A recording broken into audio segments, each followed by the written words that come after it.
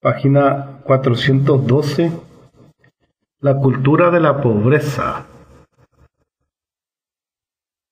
Recientemente se ha estudiado desde varios puntos de vista a este niño que crece en un ambiente limitado y aprende a ser pobre y a perder toda esperanza de evitar la pobreza. Gottlieb y Henshaw estudiaron a los jóvenes pobres en Estados Unidos en la obra Norteamérica, como ellos la llaman. Martins se interesó por los problemas de la salud mental de los pobres y Goldstein propuso una psicoterapia para los pobres. Allen y Miller estudiaron las investigaciones hechas de la pobreza. El niño crece, aprende a ser pobre y se le integra a la cultura de la pobreza. Oscar Lewis ha estudiado dicho concepto, especialmente en México y en Puerto Rico. Lewis piensa que es fácil observar la cultura de la pobreza en muchas partes del mundo, donde antecedentes históricos similares han producido una organización social que incluye personas despreciadas o degradadas. Los especialistas consideran que es posible hablar acerca de la cultura de la pobreza tal como se habla de los Hopis o de los Chibchas. Entre los pobres existe una continuidad cultural que pasa de una generación a otra, como en el caso de la pobreza crónica. Según lo expresa Lewis, la cultura de la pobreza no se refiere tan solo a la falta de bienes materiales. No se trata de una privación económica ni de indicadores socioeconómicos bajos.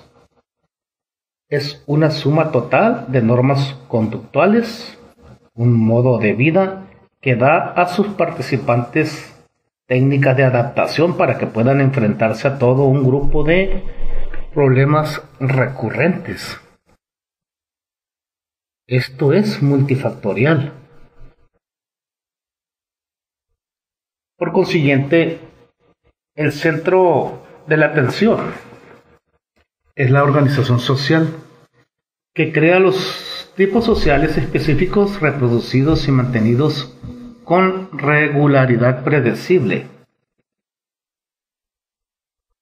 Al hablar de la cultura de la pobreza como haríamos de la cultura Chibcha o Hopi, queremos decir que existen ciertas características que diferencian a este grupo de otros. Quizás se trate de la ubicación geográfica, de los sistemas de parentesco, de las creencias religiosas, de la organización social, de la perspectiva temporal, de la estructura lingüística y otros más. Esos rasgos diferencian a las culturas y también diferencian al grupo general de pobres de la suma total de aquellos que no son pobres. En la cultura de la pobreza se transmiten valores, se perpetúan patrones conductuales y el círculo vicioso de la pobreza se mantiene y pasa de una generación a la otra. Viven los pobres en Sao Paulo, Los Ángeles o El Cairo. Tal vez algunos sean más pobres que otros y el concepto de pobreza es bastante relativo, como ya hemos visto. Pero en su visión del mundo, en sus valores y en su modo de conducirse, los pobres se parecen mucho. Todos son miembros de la cultura de la pobreza. Los pobres en una sociedad rica. La cultura de la pobreza se encuentra enraizada en una sociedad de progreso creciente, con niveles de exigencia cada vez más altos y estructuras sociales cada vez más complejas. La sociedad ha ido progresando y continúa haciéndolo, no importa lo que piensen los pesimistas, así como no importa qué criterios de progreso se acepten. Han progresado la ciencia, el arte y las oportunidades de tener una vida mejor. Sin embargo, eso parece no bastar, teniendo en cuenta la sobrepoblación en el mundo y el desperdicio de recursos. El mundo ha ido progresando, pero no con suficiente velocidad. Los pobres son aquellos que menos se han beneficiado con este progreso. Por lo contrario, la sociedad les resulta demasiado compleja, y aunque las oportunidades han aumentado, también lo han hecho los obstáculos y las demandas. El hombre moderno vive en un mundo donde lo bombardean los anuncios comerciales y propaganda. Se crean necesidades artificiales y se le dan medios costosos de satisfacerlas. El pobre entra en un mundo de fantasía, en una especie de tierra de maravillas, como la de Alicia. Allí tropieza con viajes fabulosos a los países más fascinantes. Allí hay ropas y espectáculos increíbles, automóviles y televisiones. Allí hay alimentos y bebidas deliciosas, y todo al alcance de la mano y presentado un sinnúmero de veces. Es importante insistir que esto no solo ocurre en Estados Unidos y en Europa occidental, sino en todo el mundo. América Latina, Asia y África han llegado rápidamente a ser sociedades consumistas. En muchos países ha sido necesario declarar una urgencia económica para incrementar la producción, pagar las deudas y volver a planear la economía. En los países del tercer mundo, con masas enormes de gente pobre a nivel de subsistencia, se han introducido las técnicas de propaganda más modernas con las que se ha pretendido demostrar que es fácil resolver las necesidades básicas y consumir cantidades enormes de bienes atractivos para la vista. Todo esto ha hecho empeorar la situación, en lugar de mejorarla. En una sociedad rica, los pobres resultan más pobres. Hemos dicho que el niño nace en un ambiente donde se presentan como modelos personas que han fracasado y en el que no hay modelos de identificación adecuados. De inmediato aprende a fracasar. Se vuelve parte de la cultura de la pobreza con sus patrones conductuales, sus actitudes y sus valores característicos. No ve las oportunidades que le pueden ofrecer los gobiernos y las instituciones de distinto tipo. Piensa que todo es inútil y que debe resignarse a su suerte. Ese desamparo aprendido no le permite ver ni su circunambiente ni la solución de sus problemas. Desde un punto de vista económico, el pobre está sumergido en una sociedad consumista que lo explota. Bien se sabe que un gran porcentaje de niños pobres crece en casas donde falta el padre. Ese problema resulta mayor en Estados Unidos en las familias no blancas que en las de blancos, pues en un promedio del 20% en las casas de negros falta el padre. La situación es dramática a distintos niveles. 34% de las familias no blancas carecen de padre. Por otra parte, solo en el 19.5% de las familias blancas falta el padre en el caso de hogares con niños menores de 6 años de edad. Los porcentajes varían con la edad de los niños, pero en todos los casos La situación es más difícil para las familias no blancas que para las blancas. En otros países no se tienen estudios sobre este problema. De cualquier modo, el niño crece en un ambiente donde hay muy poca estimulación, esté o no presente el padre. Una de las características de los pobres es la falta de confianza en sí mismos, encontrada en numerosos estudios sobre la psicología de dicha gente. Estos presentan, a la vez, una capacidad de relación deteriorada casi desde el comienzo mismo de cualquier contacto con los compañeros. Con estas características surgidas desde la infancia, los pobres se encuentran en una sociedad de consumo llena de propaganda y de exigencias crecientes. Los estudios realizados en Estados Unidos, véase por ejemplo Stone y Schlam, 1966, indican que los pobres no ahorran. En un estudio realizado en California, solo el 9% de las familias por debajo del nivel de pobreza ahorraban. Los pobres no son dueños de sus casas, ni considerando sus posibilidades y las facilidades con que hoy se cuenta. Ateniéndonos al nivel de ingreso que los pobres tienen, el porcentaje que ha comprado casa está por debajo del que podría tenerla. Se ha comprobado esto en Estados Unidos y en Colombia. Por otra parte, los pobres poseen bienes de ostentación como televisores y en Estados Unidos automóviles.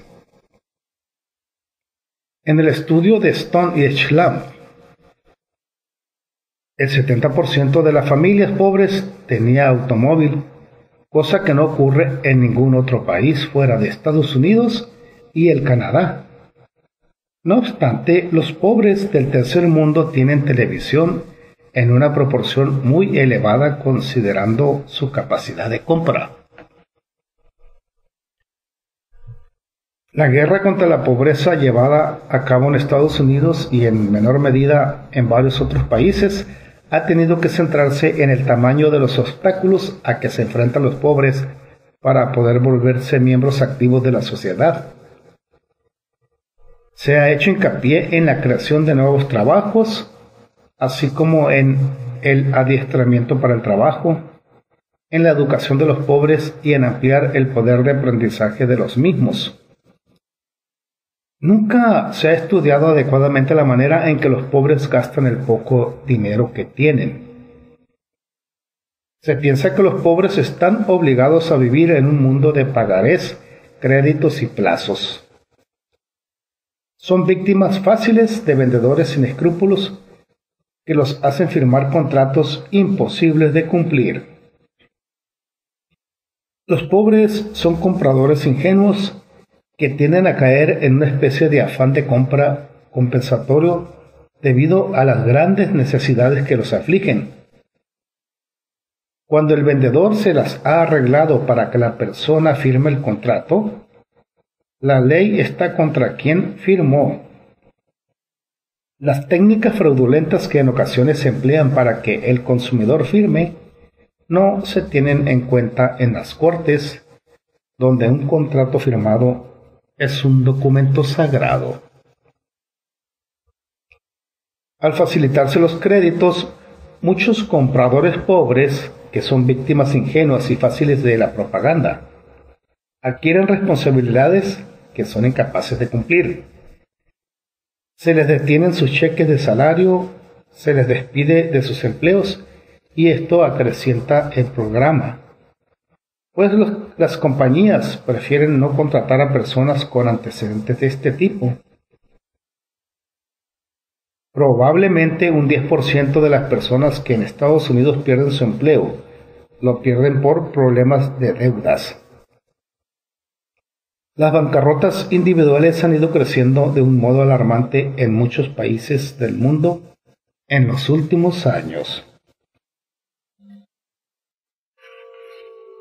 ¿Qué le queda a un pobre que ha aprendido a fracasar cuando niño, que tiene poca escolaridad y ha perdido su empleo por haber adquirido deudas que le es imposible pagar, las cuales lo llevó la influencia de la propaganda existente en una sociedad de consumo?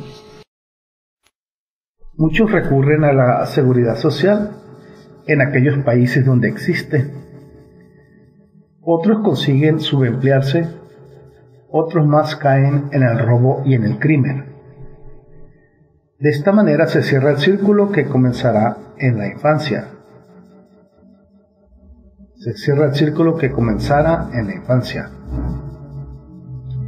Muchas razones, muchos factores sociales, económicos y psicológicos se unieron para convertir al desempleado crónico en un delincuente. Sin pretender evaluar éticamente la situación, no deja de ser raro que las sociedades opulentas no hayan escapado a este tipo de problemas. Soluciones. Gran parte de los países han comenzado a pensar seriamente en el problema de la pobreza. Es un buen comienzo la guerra contra ella realizada en Estados Unidos. La educación compensatoria, los programas destinados a crear nuevos empleos, el adiestramiento de personas en nuevos campos informan de un importante movimiento de avance. No obstante, esto no basta. Se han dado los primeros pasos en dirección adecuada, pero es necesario insistir en la necesidad de realizar más investigaciones. Muchas veces se ha hecho hincapié en la necesidad de una ingeniería social.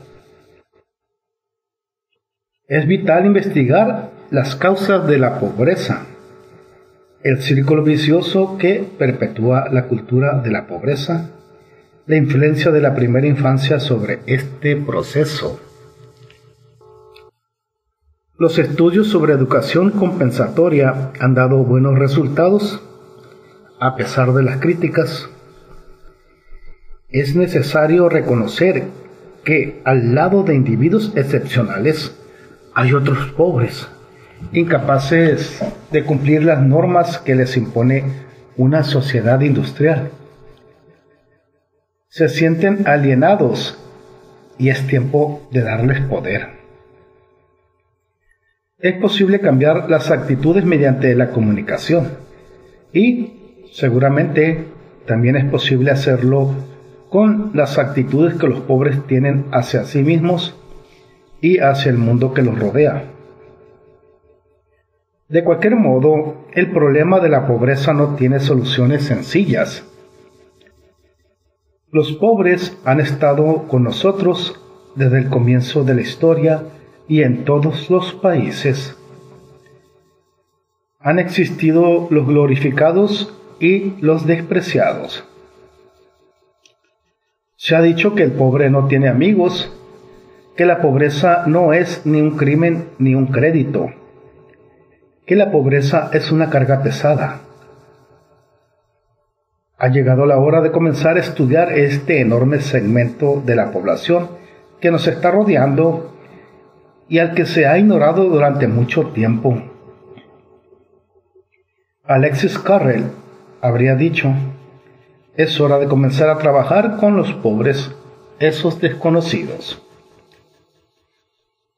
Resumen del capítulo 14. Número 1. La pobreza consiste básicamente en la carencia de bienes materiales, pero también se trata de un problema social, antropológico y psicológico. Número 2. Solo en fechas recientes han comenzado los psicólogos a estudiar la pobreza y no pueden decir que entiendan todos los aspectos psicológicos del problema. Número 3. La pobreza ha existido en toda época y en todo país, incluyendo los más ricos. Número 4. La falta de recursos físicos en el ambiente las desventajas físicas y psicológicas, el estatus de minoría étnica y el no conocer las oportunidades existentes, los derechos y las fuentes de ayuda son algunas de las causas a las que se atribuye la pobreza. Número 5. La pobreza puede ser crónica o temporal. Las dos tienen muchas causas. Número 6. La pobreza es un concepto relativo que varía de un país a otro y de una época a la siguiente. Es el problema más crítico en las naciones en desarrollo y en aquellas donde se vea que la enorme mayoría de la población está por debajo del nivel de pobreza. Número 7. Se han propuesto 5 perspectivas o modos de definir a los pobres: la moralizadora, la médica, la naturalizadora, la deificadora y la normalizadora. Se ha considerado a los pobres como pecadores, enfermos, inferiores por naturaleza, héroes o gente normal. Hoy los consideramos personas normales que han adquirido patrones conductuales, actitudes y valores distintivos. Número 8. Desde un punto de vista psicológico, caracteriza a los pobres tener un lenguaje relativamente despreocupado, sencillo y directo, un sentido del tiempo inadecuado, incapacidad para demorar los impulsos de satisfacerse y la creencia de que el centro de control es externo. Número 9. El concepto de desamparo aprendido puede ayudar a que se comprendan ciertas características psicológicas de los pobres. En la primera infancia aprenden a fracasar y a no volver a intentar nada. A pesar de las oportunidades existentes en el ambiente, los pobres no las aprovechan y continúan viviendo dentro de su pequeño mundo carente de oportunidades. Número 10. La pobreza es una cultura o una subcultura que tiene valores, actitudes y patrones conductuales característicos y se perpetúa pasando de una generación a otra, como en el caso de la pobreza crónica. Número 11. Las demandas de una sociedad de consumidores ha ejercido un efecto negativo sobre los pobres, quienes emplean el poco dinero que tienen en comprar bienes innecesarios en lugar de preocuparse por las necesidades fundamentales. Los pobres manejan muy mal su economía. Número 12. El problema de la pobreza no tiene soluciones fáciles. Los estudios sobre educación compensatoria y mejores oportunidades parecen ir en la dirección adecuada. No obstante, siguen existiendo muchos segmentos desconocidos y por consiguiente no pueden darse soluciones definitivas al problema de la pobreza. Página 418.